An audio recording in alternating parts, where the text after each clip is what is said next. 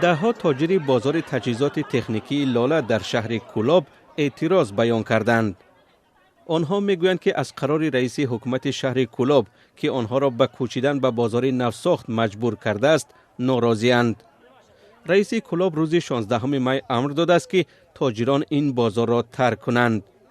مقامات روز 25 می خواستند آنها را مجبوری از بازار برانند.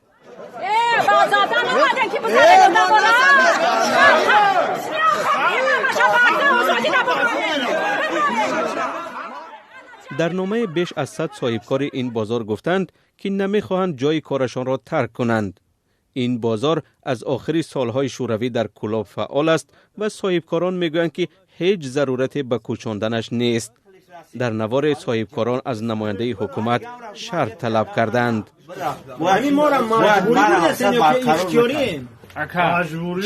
جواب بده که معلومات نامه نشته که مجبوری میبرم. شما گفتین که معلومات نامه دیگه گاب چی با من دیگه گاب کن شما داتو برای مجلس شما را موندی. صاحبکاران میگویند معلوم نیست که چرا رئیس کولاب پای فشاری دارد که آنها به دیگر بازار کوچند. آنها میگویند توان خریدن جای را در بازار نو ندارند. همچی پرابلم است فقط امی در چس بازار است.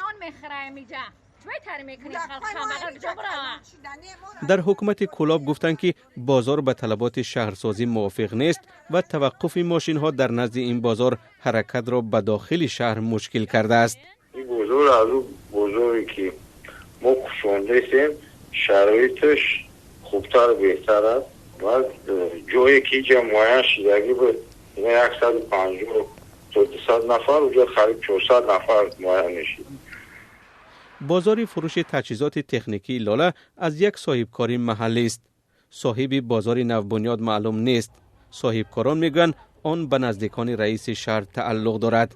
در حکومت کولاب این را رد کردند.